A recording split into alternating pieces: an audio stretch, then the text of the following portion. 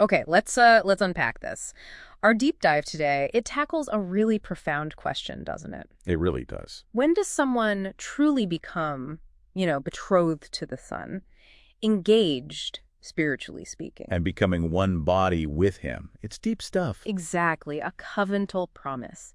And you, our listener, you shared sources looking at this from, well, two different angles. Two distinct perspectives on this really crucial spiritual milestone. So our mission today is to kind of navigate these, understand the nuances, and figure out what this union really means. Let's get into it. Right. So perspective number one, the sources you sent describe this idea that betrothal starts basically when you accept the Son. And receive forgiveness for sins. Yeah. That's the entry point in this view. Yeah, it suggests that when you welcome the Son as Lord, the Holy Spirit then comes to indwell, live inside you. Creating that direct link, that connection to the Son. And there's this concept of a blood baptism, right? Through the Son's sacrifice. Exactly. A spiritual cleansing, a covenant established through his sacrifice.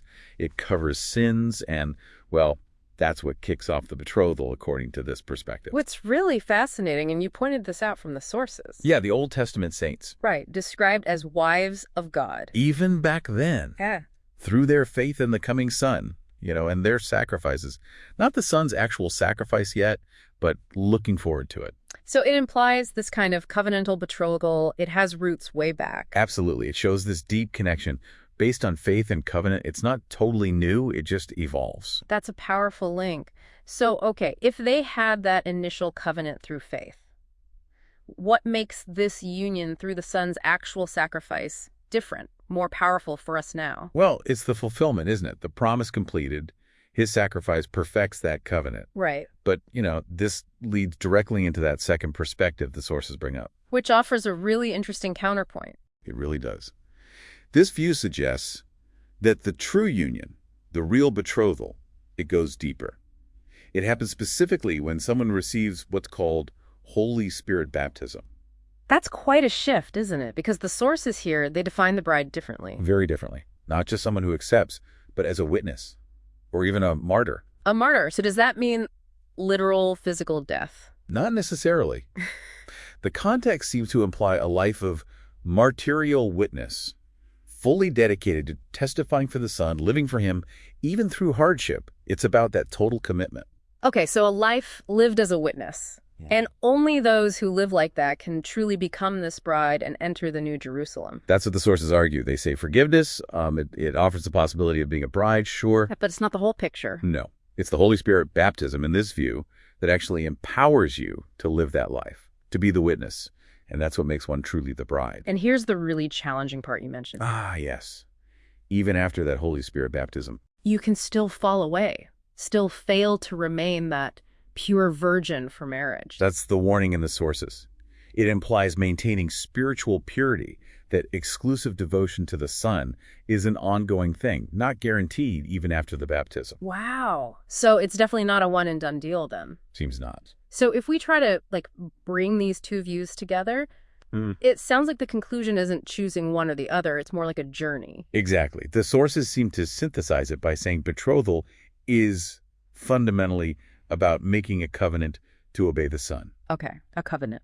So accepting him, receiving that blood baptism that's like the initial betrothal, the engagement, you could say, a covenantal commitment. But there's a but. There is. The sources suggest that at this first stage, you might still lack the real power to overcome sin consistently. So you could still be sort of stuck under the first covenant, the law of condemnation. That's the language used, yeah. It refers to a state where, despite faith, the power to fully overcome sin isn't active yet. You're vulnerable. And loving anything more than the Son becomes like spiritual adultery. That's the risk highlighted, without the Spirit's full empowerment. Which brings us back to the second perspective. Precisely. The Holy Spirit baptism is then presented as, well, absolutely essential, crucial for living out the betrothal. Ah, okay. It introduces the new covenant. The law of the Spirit, as it's called. And this provides the power to maintain purity, to overcome sin, and to genuinely live as that witness, that martyr. So let me just make sure I'm getting this. The Holy Spirit baptism isn't just an optional extra. It's vital for actually doing this, for living out the commitment purely. Connecting it all, yeah, it suggests that while accepting the Son makes you part of his body. The initial connection. Right. But truly living as the bride, staying pure, overcoming sin, being ready for that better resurrection of life. Which the sources say is the first resurrection for the righteous to enter New Jerusalem. Exactly. All of that requires the Holy Spirit's empowering presence through that Holy Spirit baptism. The Spirit then acts like the guarantee, the deposit, ensuring the bride has the strength needed. Okay. So what's the takeaway for you, the listener?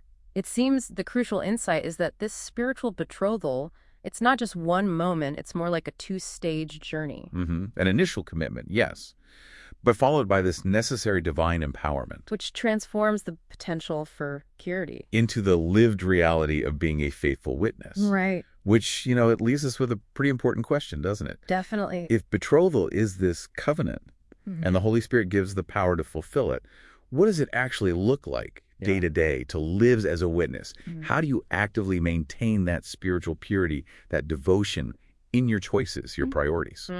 That's definitely something to ponder, something to explore further.